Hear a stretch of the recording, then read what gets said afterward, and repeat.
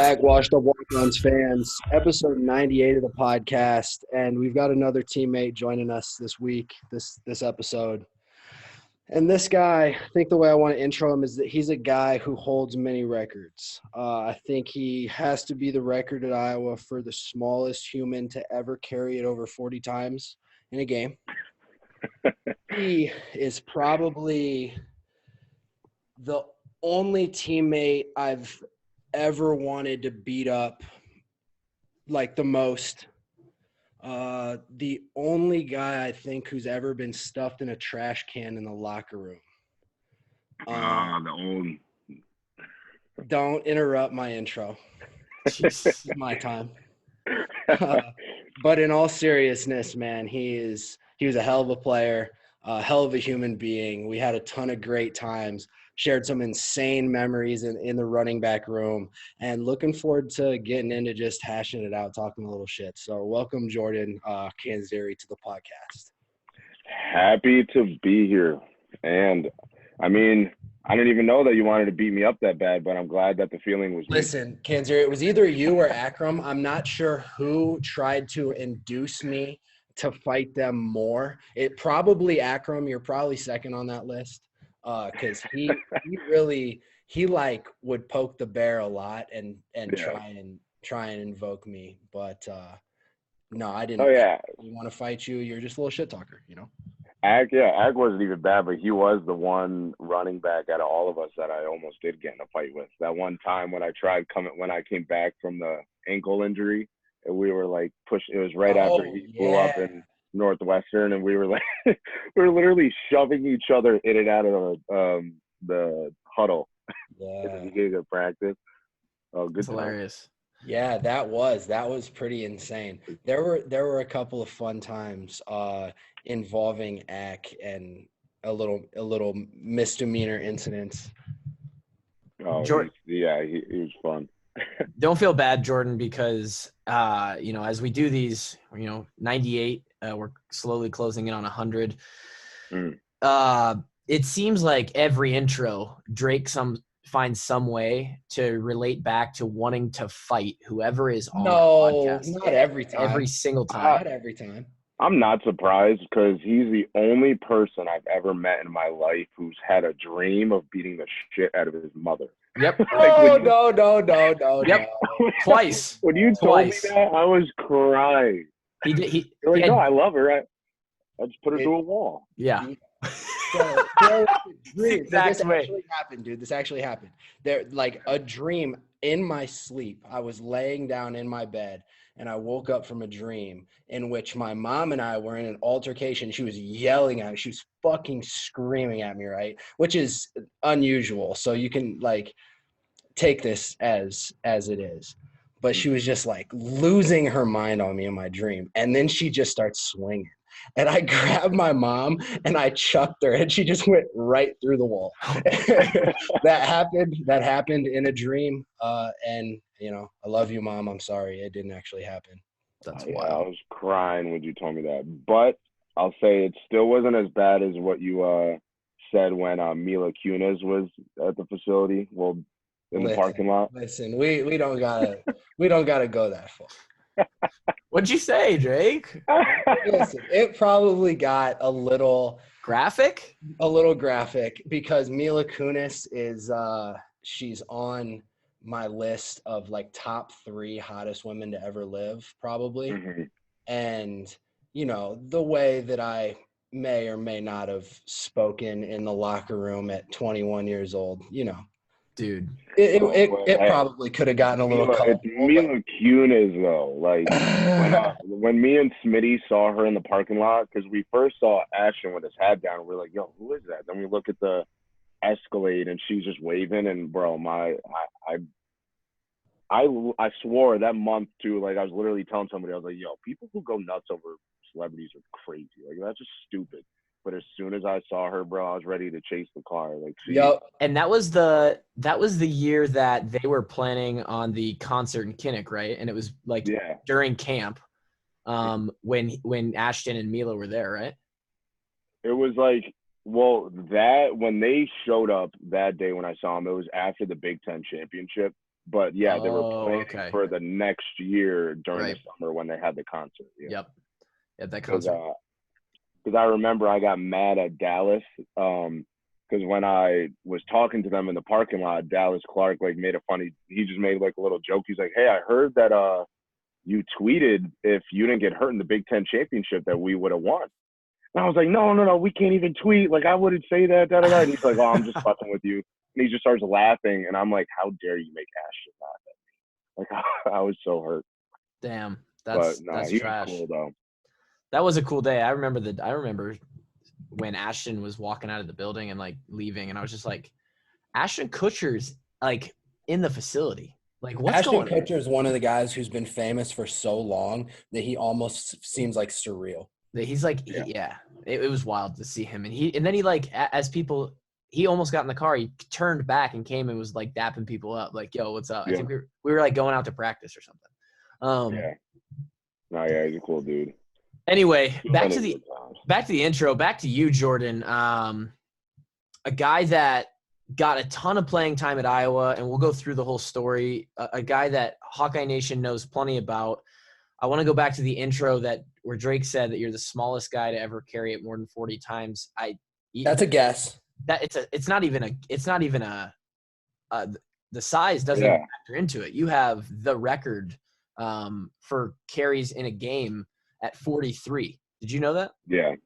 Yeah. The one thing that, like, I remember they told me that at the end, but the one thing that I was like, wait, what was when even Farron said he was surprised, he's like, yeah, I didn't even know I had you run the ball 11 times in a row. I was like, yeah, I couldn't even, like, it didn't even feel like that. Every time he, like, got up and everyone was screaming and crap, like, what, we killed, like, 7 minutes off the clock, too. So, yeah, it was definitely a crazy drive. So the one thing I left out of the intro, I totally meant to put in, and the only teammate who I've ever given a neck massage to in the middle of a game. Wow. Because it was in the middle of that game where he carried it 43 times. We were going from the third quarter to the fourth, switching over the fields for the TV timeout. And during the TV timeout, I was rubbing his neck because I was like, dude, you're winning us the game. So let's just keep doing what you're doing, bud. that was the only reason I could do that 11 in a row. My neck was feeling good. What a good guy, Drake. What a good guy. Yep. What is it like, Canzeri? I was a running back in 7th, 8th, 9th, and 10th grade. And I remember a 13-play drive freshman year in high school when I carried it all 13 plays, and I wanted to die. I can't imagine what that would be like in a Division I football game. What was that like?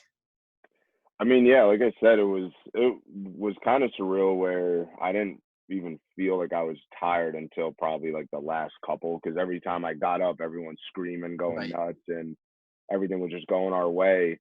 But yeah, the next day definitely felt like I got hit by a car. Yeah. That was a lot. You damn near made the 25 play minimum shakeout in one series. Oh yeah, and I still had to run the same as everybody else. Trash. Doyle did not care. Trash. 43 carries in that game. I think it was 246 yards. I looked it up before the podcast, so we had something to talk about, and then it came up. So quite a game. That was Illinois 2015. Oh yeah. And that was a decent year. We will get there. But first, I want to come back all the way to kind of what we do here is we tell the whole story. And Canz, you're from Troy, New York. Mm-hmm. And I want to know how the Hawkeyes got on your radar and how you made your way to Iowa City and kind of the story of that. So Iowa never really hit my radar. It was funny because where I am in upstate New York, like it's my high school, we've only had one other guy for football go to like a big school. He went to Michigan State, but he never played because he kept getting knee injuries. He was a big lineman. And so in my area, like that's not a thing. We got guys for baseball, lacrosse, and basketball, but not so much football.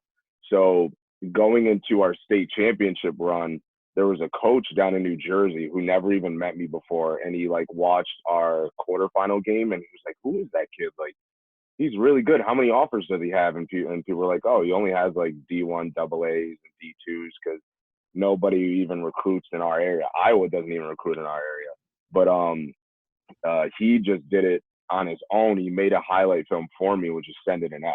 Wow. And then luckily, it ended up on Coach O'Keefe's desk. He said he was about to not even watch it too, but they watched it. He brought it into the meeting room, showed them all, and they called me over the phone and offered me over the phone. But that's wild. Just about didn't watch it, man. Coach O'Keefe was just about didn't watch it away from us not having this convo.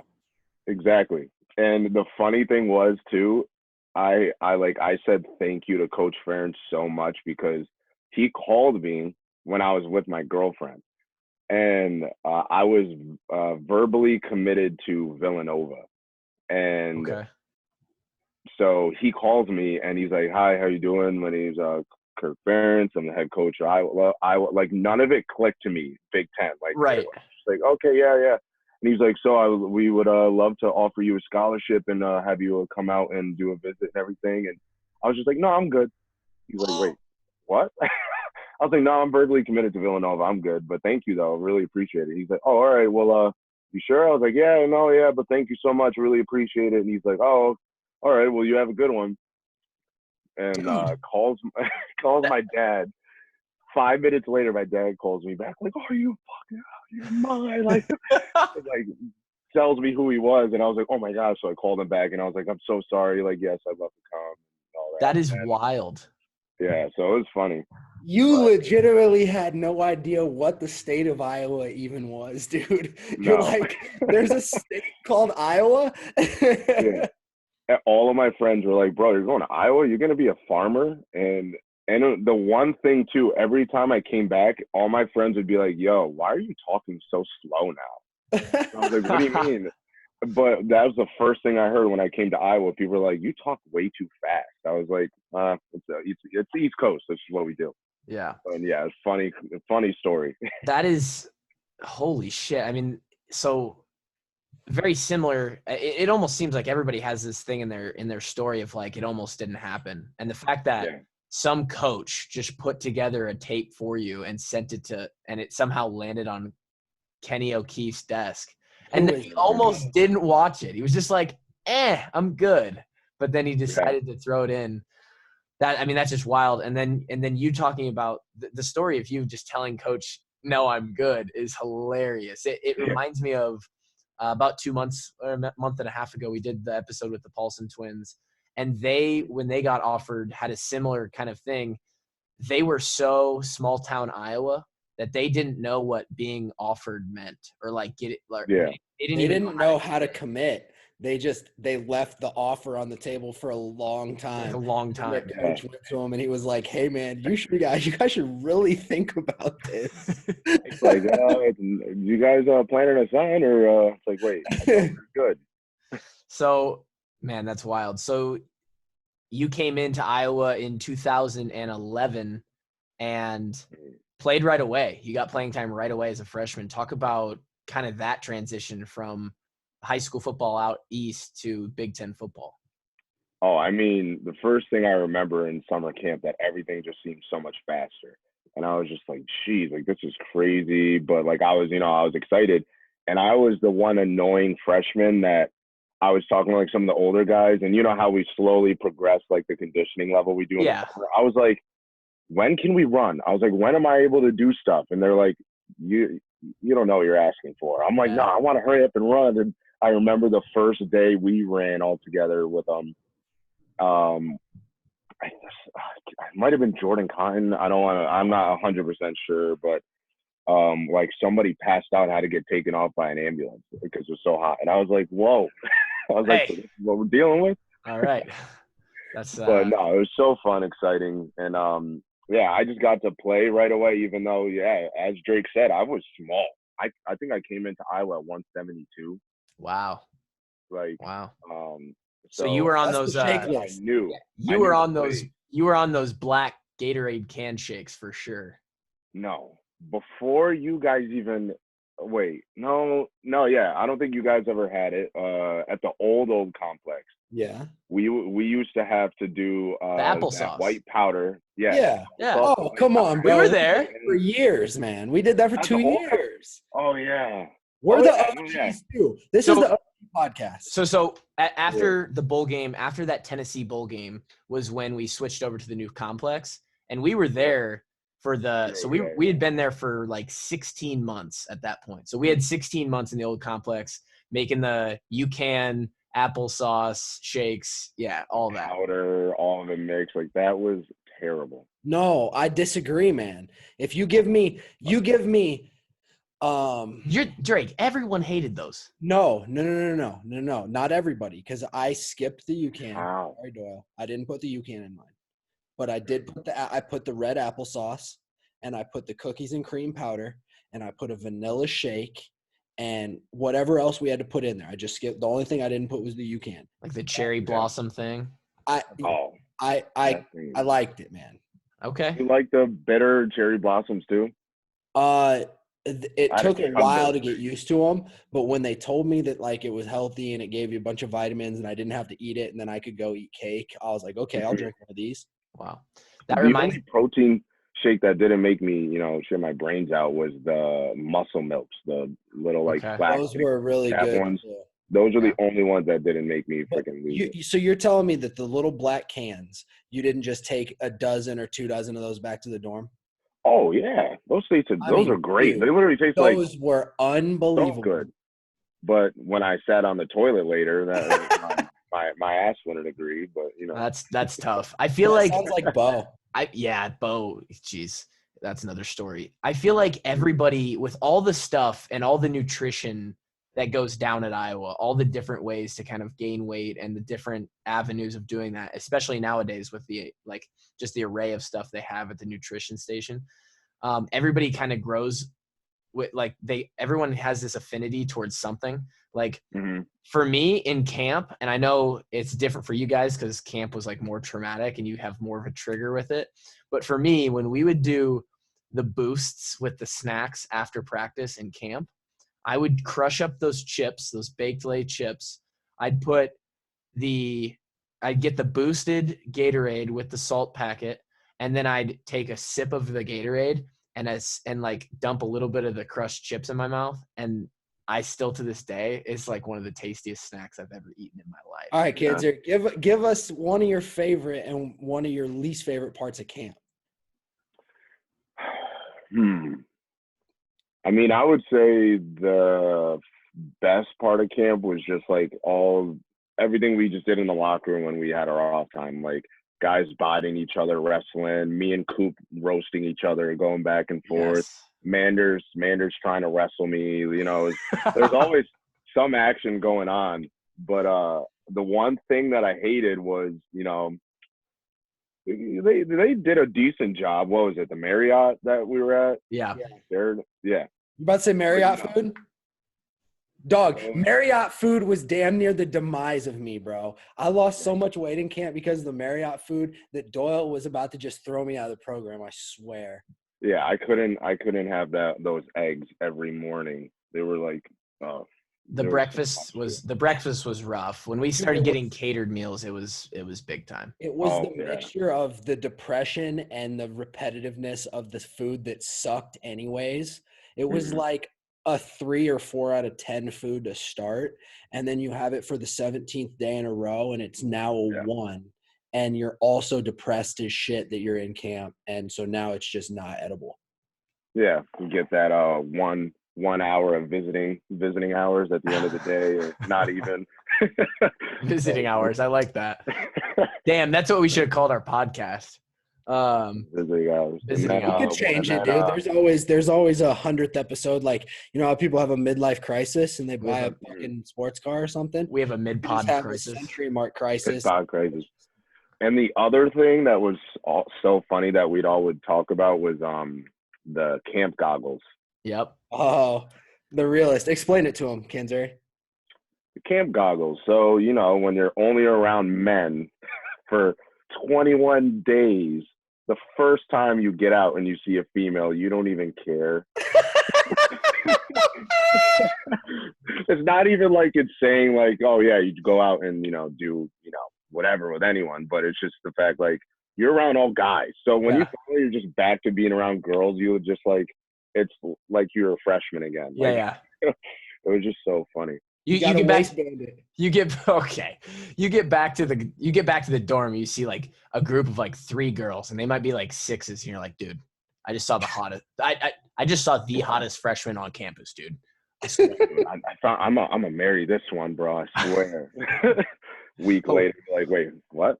Yeah. Did you love the dorms? Was the dorms an insane time for you? Because me and Kluver, we were roommates, and I would have done that shit for a second year if Kluver would have signed up. Oh, yeah. Yeah, me. So I was roommates with Quentin Alston, but one of my still really good friends now. He left our freshman year because he got in a little like accident. But Raymond Hammond, he helped. He was like 2 dorms away with Ryan Kolka. Oh, God. I would always go to their dorm and literally space stuff out, and we throw dorm parties in there all the time. Oh, man. Like we had Raymond and his wife now is like it was just the best thing. Damn. And then did you guys ever play Manhunt when nobody was around except us athletes? No. Like winter breaks and stuff. We played. There was like 30 of us that we got together, and we played full Manhunt, top floor to bottom floor, and it was so fun. Like after around the Big Ten championship time when like everyone leaves for Christmas break, and it's just you guys like preparing for the bowl game. Basketball, wrestlers, like it's only athletes. Yeah, Drake and I had a real good time. It was we talked about it all the time. Like, damn, we should have signed up for a second year, because once you get out of the dorms, then you can't go back. So it's like, damn it.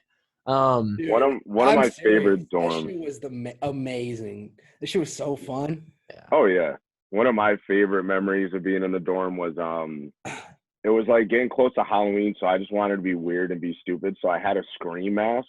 Yeah. And I was just standing in the halls or like turning a corner and like scaring people in Hillcrest, like joking around.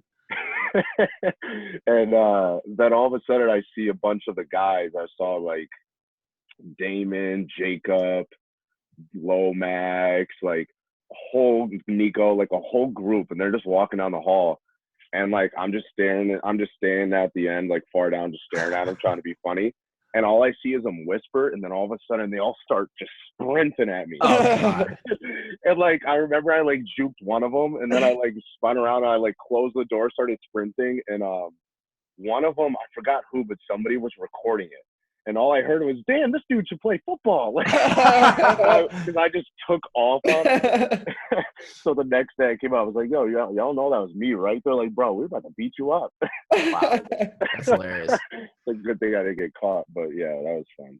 Here's a story for you, Canzeri. Down the hall, like 3 or 4 doors from me and Kluver, there was this kid who was an absolute psychopath. Lunatic. I don't remember what his name was, but he was like a raging alcoholic. And when he got pissed drunk, he just turned into a psycho, dude. Yeah. And one day he had a meltdown, and he just like punched out his windows, and he was just bleeding all over the 3rd floor of Hillcrest. Yeah. Like they had to bring up the paramedics and shit. It was insane. He went into the girls' bathroom on that side of the dorm and started punching the mirror in the bathroom, and his knuckles were bloody, and he was walking like through the dorm. And Drake and I, we almost had to like citizens arrest him. It was that close. Oh geez, yeah. I mean, a guy who's doing all of that, that's the person you got to worry about for, doing some crazy stuff to the whole school. Like, remember we almost had that Batman guy come to Iowa? They like turned him down in admissions for his master's program, and then like a month later was when he did that at the theater. Like those are the ones you got to freaking watch out for. Are you talking about the shooting in Aurora? Yeah, the Batman movie shooting. Like that guy was supposed to come to Iowa? He was trying to come to Iowa, and we denied him. Jeepers, dude. Right. Well, admissions. And I went to the movies one on that all one. the time. That's I went wild. to Coral Ridge and Sycamore Mall for the movies all the time. That's actually crazy. So that was my favorite part of camp and traveling or night games or anything was the team movies. Like it didn't matter if the movie was shit. It was the fact that like we all went in there during the opening previews was some of the most entertaining times that you ever had. No one's better in the previews than Coop. No one. There was it was Coop and Lomax going back and forth. I would be like, nah, that's Netflix. Like this is a red box. And you would even have like the 30, not even 20 people that weren't with us that were just normal people there. Yeah. Like, they'd be laughing too. Like Yeah. they loved it. They always got an extra show because we packed the theater with 120 extra guys, and Coop would just be up in the top row, previews rolling through, and somebody that would look remotely close to somebody else on the team would be in the preview, and he'd be like, "Hey Drake, what are you doing in that movie?" And people would just, and he would just be like, people would just die. The other person who was funny to go to a movie with was Quentin. Like we went to go see I can't remember the name. It was like this girl that got possessed. It was a friend. They were in the cabin in the woods. And Evil Dead. Evil Dead. And there's one part where this girl chops off her own hand or something because she was like nuts and possessed. And the guy's like using duct tape to like tourniquet it and everything. Dead silent. Q just goes, "Damn, that's hella duct tape." The whole theater was crying, laughing for like 5 minutes after. Like, oh, you're nuts. No, the movies were a great time because as much as you grind through that camp time, and a lot of the times it happens in bowl prep too, 2 times of the year where you're just like, we've talked about it before. You're just so close to your teammates, and everybody is just a family, and it's awesome. So you get out of the dorms, and now it's 2012 because your freshman season was 2011, and it's 2012, and everyone's got a time in their career where they go through some adversity, and you may have others as well. But 2012, you go down with a knee injury, and you had to redshirt. Talk about that year and how that how that shaped you as your career went on in Iowa City. Oh yeah, that year was a big one. It was having the ACL. That was my first ever major injury, and Amendola. Yeah, all I remember was like Amendola checks it. He looks at it. He's like, "Yep, it's torn. So you want to schedule for surgery this weekend?" And I was like, can I like call my mom and dad? Like, I don't know what to do. He was not in a very compassionate mood that day, I guess. He's just so used to it. He's like, oh, so you want to do it? I knew that Doc Amendola was a little bit of like a old school guy, but I didn't know that he was just cold-blooded. It was just funny. I was like, I need some time. But yeah, going through that, especially when I was like named the starter, I was all excited for it. And then my girlfriend for back home, the one I thought I was gonna marry, all that stuff. Oh no. And that was, I would say, I'll admit, that year was when I went, I was partying too much, like drinking more, and it was just like I was starting to become somebody else. But then when it came to like finally getting into rehab, my mom was a good motivator. I had other people really backing me, motivating me, and I like just took it as a challenge. I was trying to get back to play in that season. And I mean, I remember saying it. I don't know if Russ will agree or not, but I remember them telling me that I was like one of their fastest ACL recoveries ever because I was back and practicing at like 4.5 months. Wow. I was like in there all the time. I was like there 2-3 times a day, or like even Coop. He'd be like, bro, you can fool everybody else, but you ain't fooling me. You never tore your ACL. You were downtown in Brothers the week after surgery. I was like, hey, it was my rehab. But no, it was definitely like a good time to like get things back on straight. Finally got back and healthy and everything. But Coach Ferentz decided to, give me the medical red shirt, and it was a blessing in disguise. Sadly, us going 4-8, but gave me the opportunity to be in that 2015 season. Yeah, so then that 2013 season would be that next season that you were available to play. You get that red shirt, which at first the red shirt's kind of, it's a bummer. The whole situation's a bummer, but 4.5 months is a crazy recovery. And honestly, most of the guys at Iowa, for most regular people, to come back to play a sport like that, it would take 8 months, 6 to 8 months for sure. My old man was an orthopedic surgeon, and he would have told you it was impossible. If you'd have said, to him that you were going to come back in 4.5 months, he would just been like, impossible. Yeah. Impossible. And I've heard a lot of the, like, just the emphasis that the coaches and the staff put on the rehab, like get your treatment 2-3 times a day as much as you can. It really does get people back within like a crazy short amount of time. And it helps that, you guys are elite D1 athletes, so the body heals a little differently, but all the resources were available. And it's awesome that you were able to come back that soon. So then 2013, that year that you came back, or your next season basically playing, was the year that your boys came in.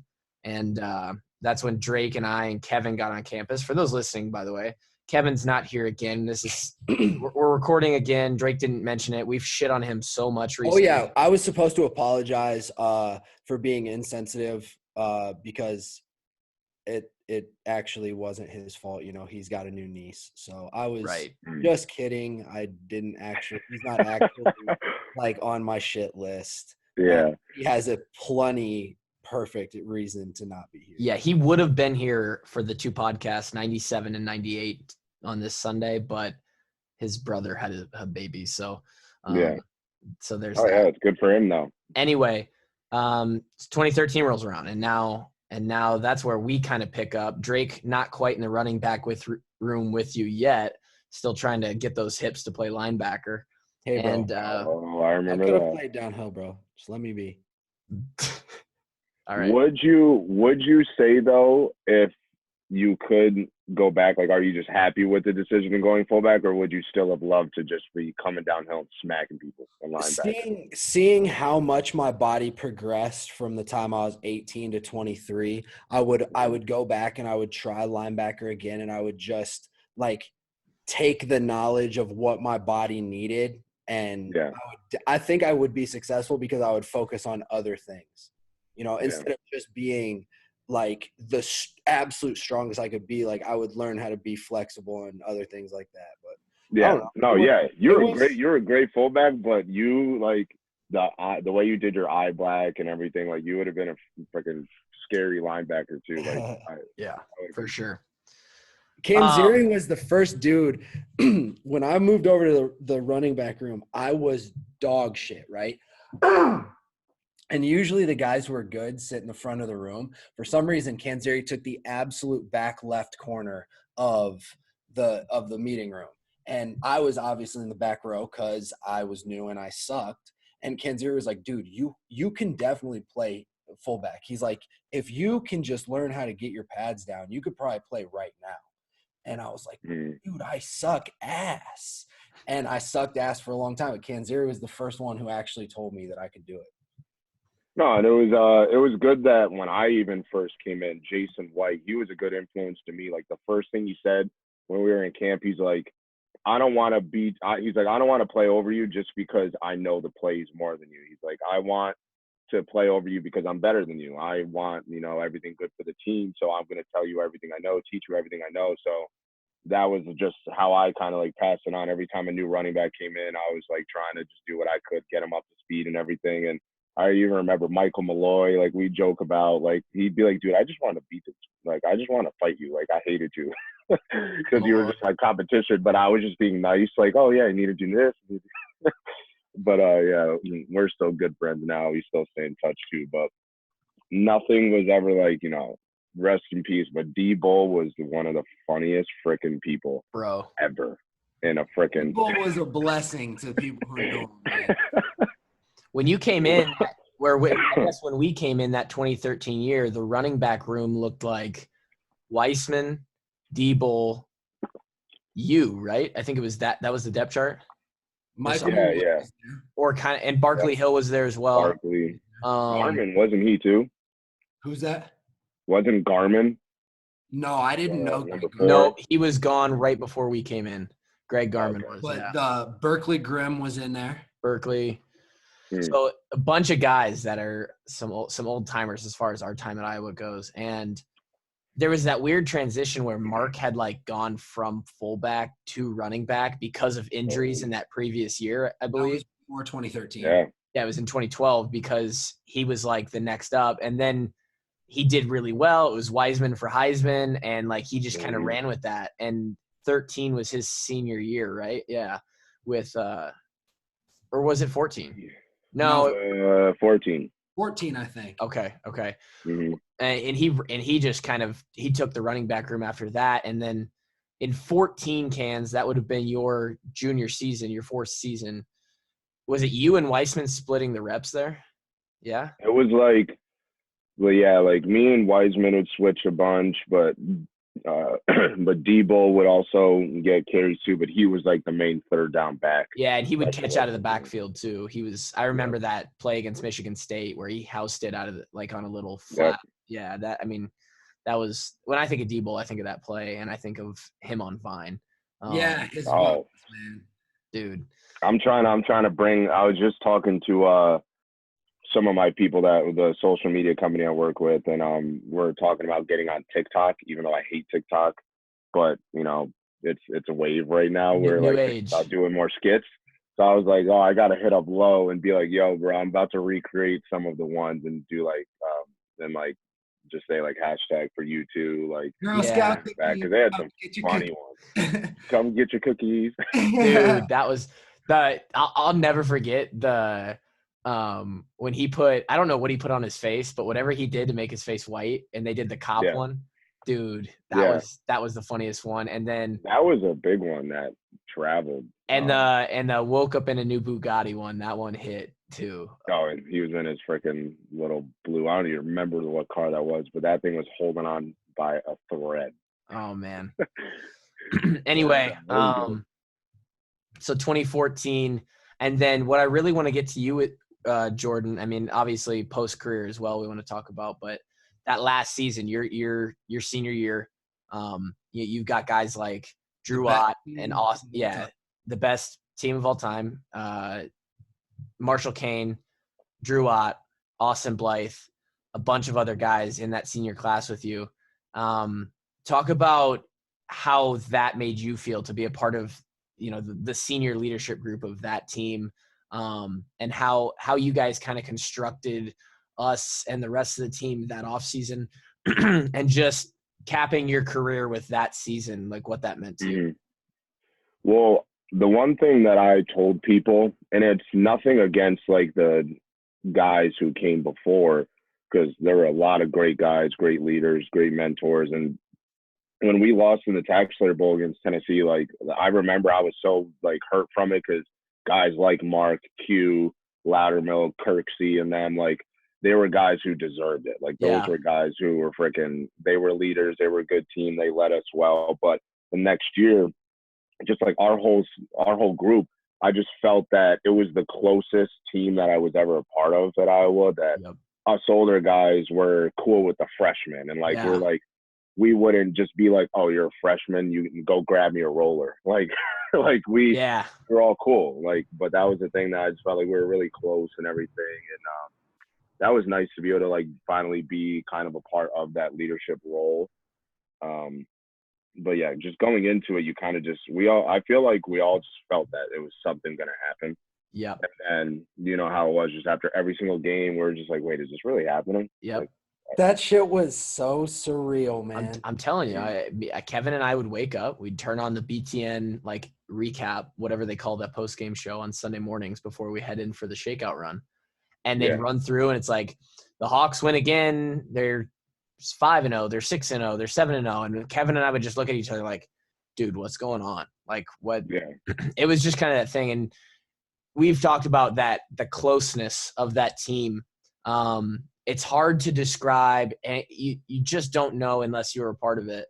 But you described it well. It was more of that, and it was our middle year, so it was weird because we didn't realize it at the time. We just felt like, oh, we're finally in the middle where we've got two classes beneath us, so we kind of know everybody beneath us, but we're also there's only two classes above us, so we're kind of connected with them.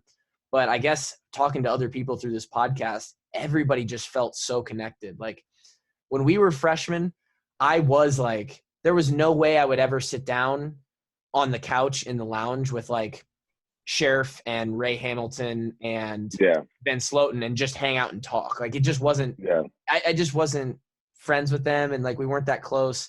But that year, man, like Ott, and everybody just made it a huge deal to just everyone be close and everyone is even. And I don't know, man, it was special. No, it was definitely good, and we felt it all from even using that Slight Edge book and all that stuff. Everything was just coming into play. So to see it all just pan out and fall the way it did was definitely cool. But I mean, just for me personally, it was obviously awesome to just be a part of that. But for me, I was always, focusing on the things I was still doing wrong. Like when we beat Wisconsin, everybody was going nuts and screaming and celebrating and carrying the trophy. I'm sitting on my chair bummed out because I fumbled when Cole Crofton had to recover it and towards the end. And everyone was just like, dude, why aren't you like happy? I'm like, oh, I am. I mean, but I was just like trying to do better for the team, but it was still a good thing we won. And then having both of those ankle injuries, that definitely sucked. Just like, having to watch on the sideline. But Ack, he did a freaking great job. Derek, he did an awesome job. LaShawn, like, we had a roster. It was wild. It was wild. We were so deep, and it was like almost not even because of talent, but just because of that next man in. Like, I have no choice but to step up and play. Yeah. Man, that game where you got hurt and then Ack took over at Northwestern and had his game with 4 touchdowns and about 1 million yards. That was one of those games. That was kind of like the Ohio State game, Drake, in 2017 again. It was one of those games where it's like, so this team absolutely can't beat us. Like, that's just what it is. Like, and that was way bigger than us beating 20 Northwestern. You guys beat 6 Ohio State. Yeah, it was. And it wasn't like that. I was just rewatching that the other day. Drake, was that your first touchdown? Yeah.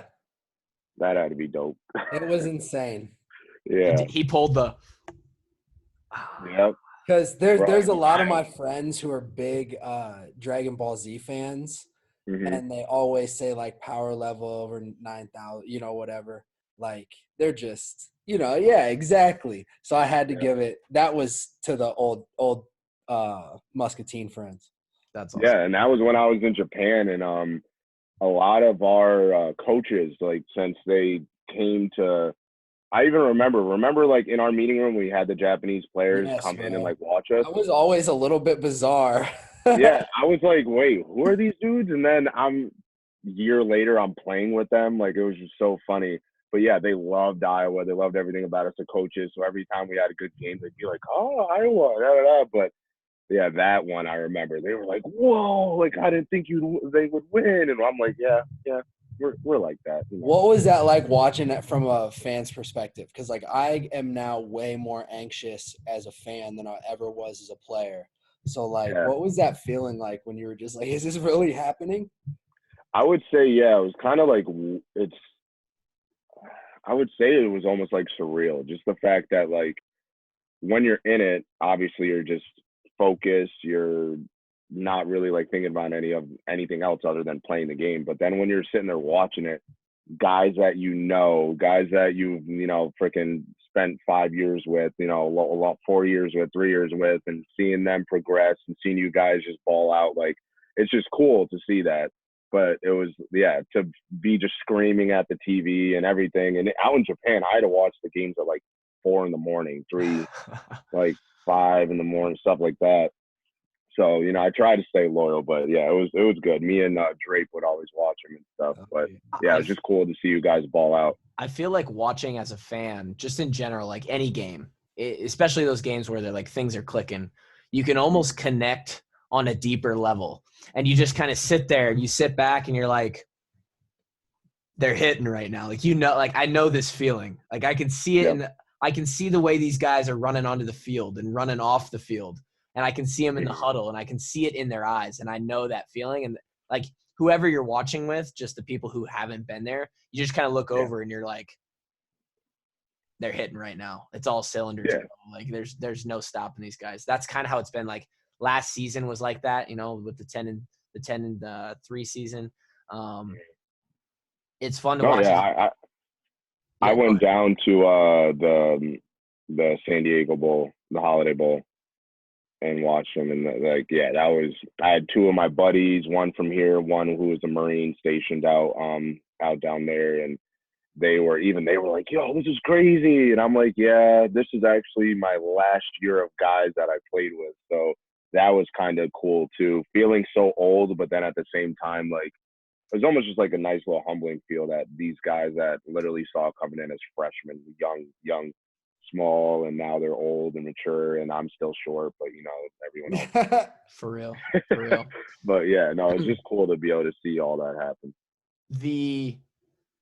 You mentioned you played in Japan, and we'll get to there, but I want to rewind back to you finish your senior season. We go out to LA, and Christian McCaffrey puts us on a highlight tape, and we come back after that break, and you start training for the NFL draft. And I want to hear about that process and kind of how you found your way through there. NFL didn't work out, and then all of a sudden you're in Japan. And then at one point you're actually affiliated with the AFL team out in Albany, and kind of all of that, your post-Iowa career, but still football stuff. Talk about that. Yeah. No, yeah. It was tough. It was a lot of trial, but, I'm happy with how things have gone because, it makes me who I am today. And the one thing when I was leaving Iowa, training for Pro Day, it was cool because I had Tim Dwight. He was training me for, my for sprint training, and then still working out with all the guys. And that was a cool thing too, was since I finished my degree, my second degree, I was able to just, work out and chill. So me and Andrew Stone would literally work out and then go back to my place and play Left 4 Dead and just eat and chill. So it was fun. Believe me, our semester 2 years later was when Fortnite got big. And so Kevin and I had no classes. We would wake up, train at 9:30, come back, play Fortnite from noon until 9 o'clock at night. It was yeah. Oh yeah. That is true. That is when it came out. But is that the best time of your life, Cliver? Have you already said it was? Yeah, I mean, dude, 100%. I got a free ride, no judgment of like, oh yeah, it's like a pass. You're training for the NFL. That's what you tell people you're doing. And in my case, in reality, it was just like, I'm basically getting a free semester of just hanging out. I can't think of learning some life lessons. I'm exhausting this opportunity, but I know it's not going to work out, but I get a free pass for these 3-4 months. Mm-hmm. Oh yeah, it was so fun. But for you, Jordan, it was a real like you were a great running back in the Big Ten. You had a definite shot at the league. So yeah, it sucked because I knew it going in that I might not get drafted due to my injuries. Like I had ankle surgery, knee surgery, and then senior year having 2 high ankle sprains.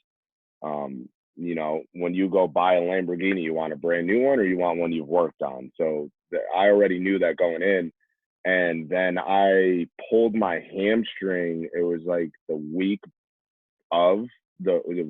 before we had the pro day. Oh, same. So I was just stressed. Yeah. So you know how it is. It was just super stressed, super bummed, but still tried to do what I could and had it all wrapped up, had a sleeve on it. And I ran my first 40. And I did good.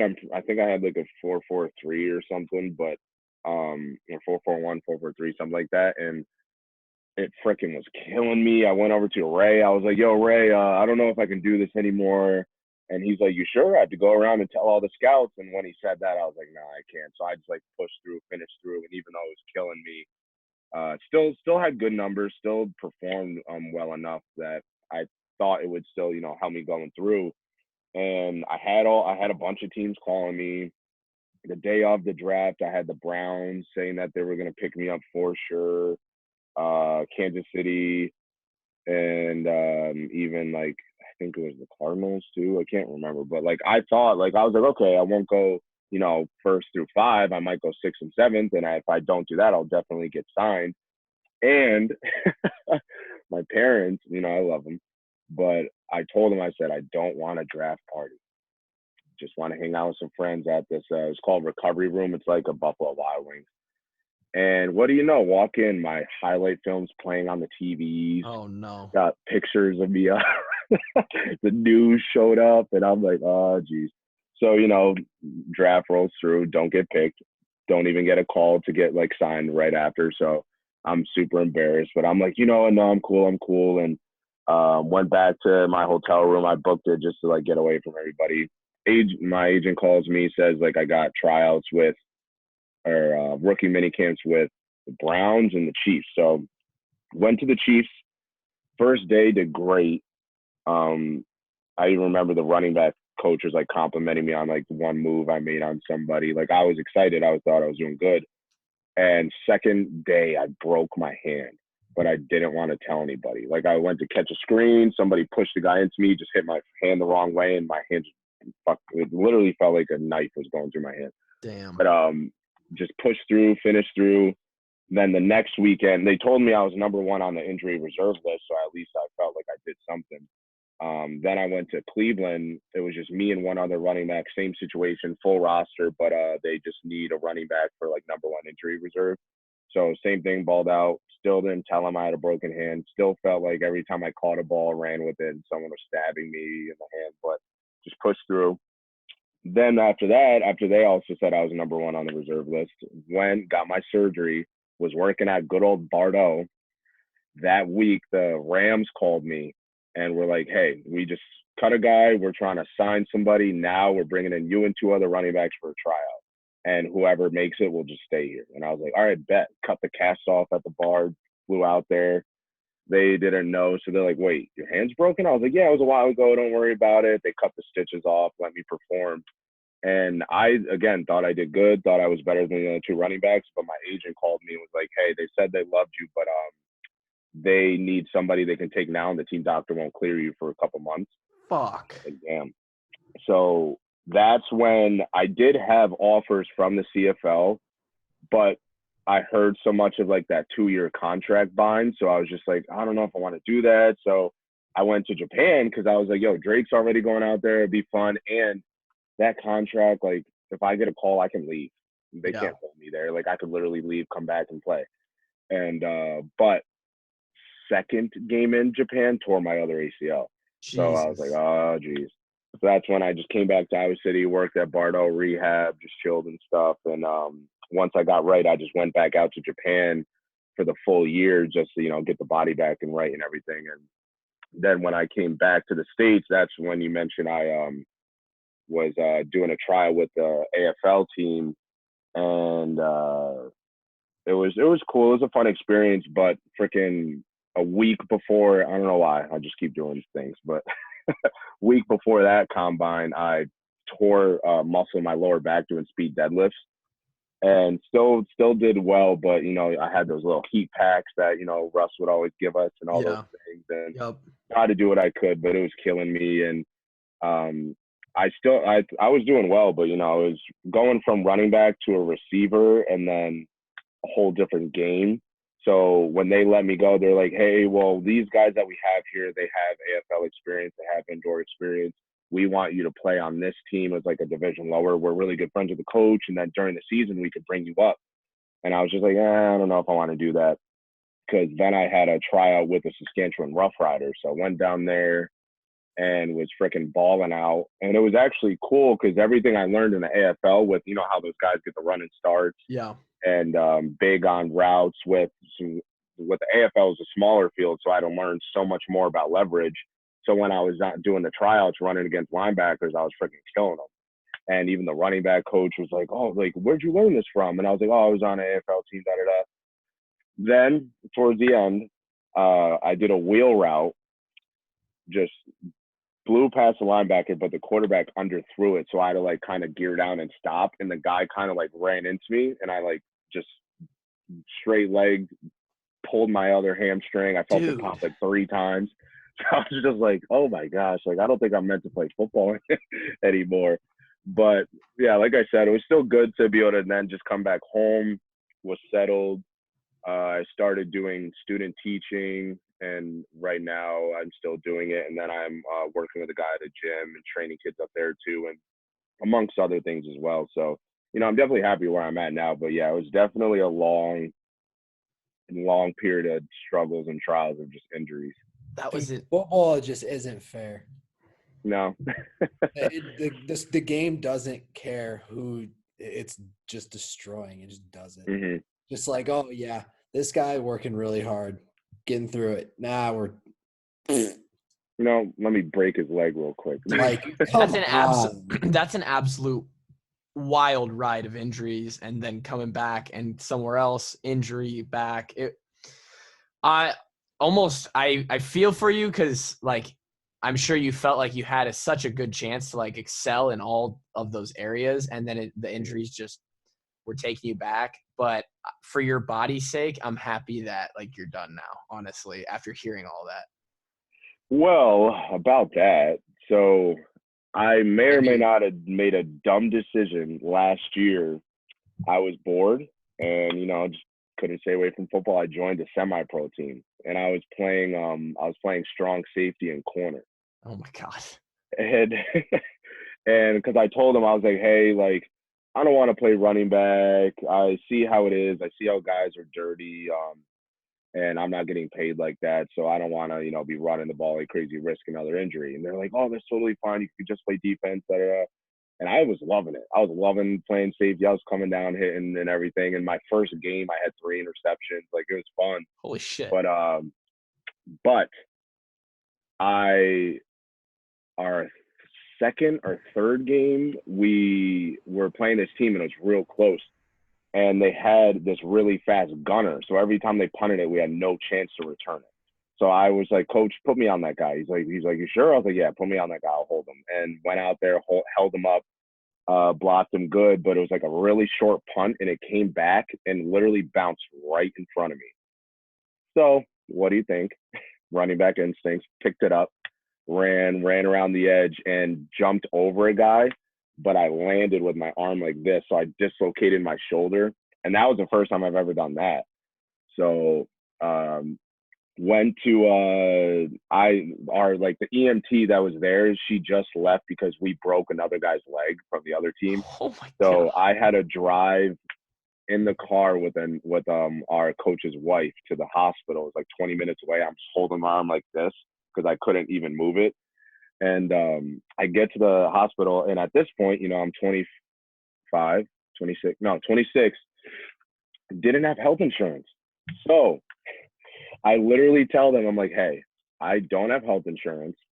Don't give me any painkillers. Don't give me any muscle relaxers. Just pop it back in. And they're like, are you sure? I was like, yes. So like 6 nurses were in there. Like 4 of them were there just to watch. Dude. 2 of them were like laid me down. I was biting on my wallet. And they finally just like popped it back in place. And they were like, I've never seen that before. And I was like, hey, well, you got to do what you got to do when you don't have insurance.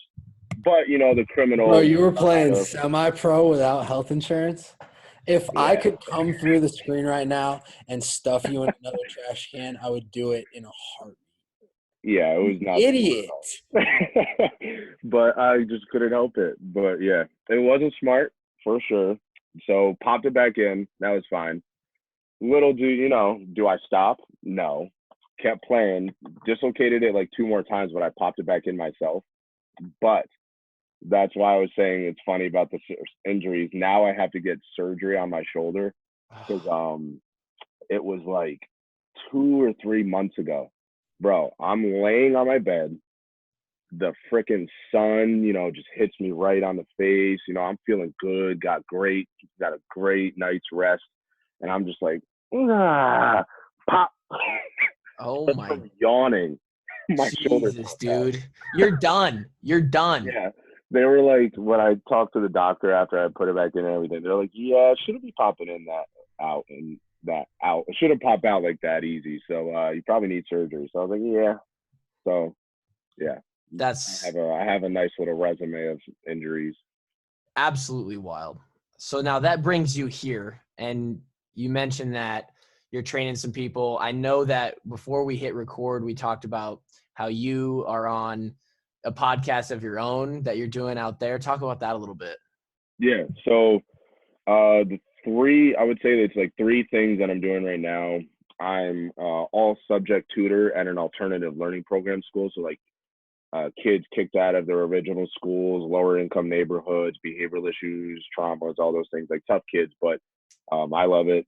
I work with the 9th and 10th graders. I travel around to each classroom. So So like, you know, when you think of most tutors, it's like they're assigned to one teacher, math teacher, science teacher. Like I have to learn every subject. So it was tough, but now it kind of feels cool because I feel like I actually remember school now.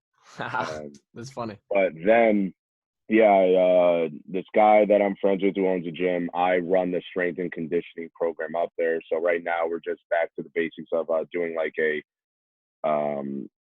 focusing just on like the mechanics, speed, doing only some lifting, not because I'm working with like some kids that are 9 years old and I'm working with some college athletes one-on-one and stuff. But no, that's been fun. But then, yeah, I work with this company called two Buttons Deep. Most of the time when I say it, since I mumble, people are like two buns, like buns, butt cheeks. I'm like, no, 2 buttons deep.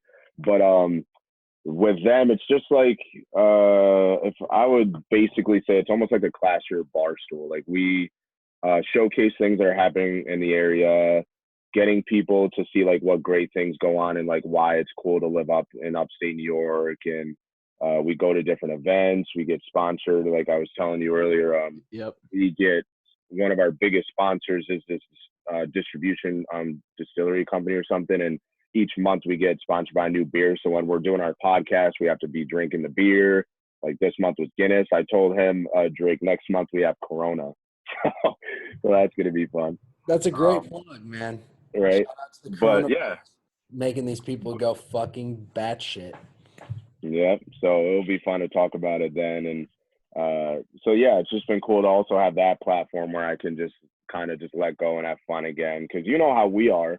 We're used to when you're in front of the camera, you got to act a certain way. Right. Present yourself a certain way. And so when I was like starting all that back up, I still kind of had that on me. So even like my guys that I work with, like they would tell me, they'd be like, hey, like we know you're funny, or we know you're cool, but sometimes it sounds like you're trying to sell stuff because I just be like so formal. Yeah. And so it's been good to kind of like be back and just be funny again, like how it was when, you know, me, Damon, and Lomax were doing all the vines and stuff. For sure. So doing some of that more stuff now. So it's been fun. Yeah, it's been a good time. That's awesome. We're happy to hear you're doing well. Drake, you have anything else for Jordan before we let him go? No, man. It was a great time catching up with him.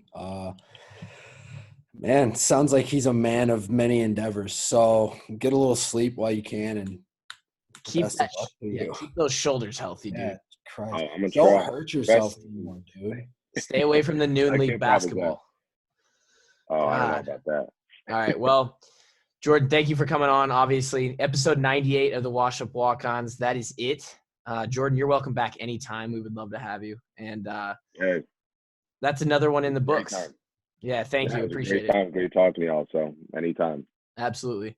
We're 2 away from 100 people. And for those listening, we are not sure. All 3 of the walk-ons are going to be gone 2 or 3 days from now on the 15th of March. And so we're not going to have any episodes recorded on that day. So next week, potentially, and I'll put it out on Twitter, Instagram, everything, there may not be any episodes. There might be 1 episode if Drake and I can get something recorded during the week this week, but there may be a week of lapse here for the walk-ons. So if there is, after we come back, we're going to be at 99 and then 100. The 100th episode is officially set, and we're pretty goddamn excited about that. We've got a special guest coming on for that one, and we are excited to keep creating content for Hawkeye Nation, and that's what we do. Heart Don't Have Stars t-shirt coming soon. Hawks by 1,000,000. Jordan, any last words? Oh no, you said it all, man. Go Hawks, baby. Let's go. Walk-ons out. Peace.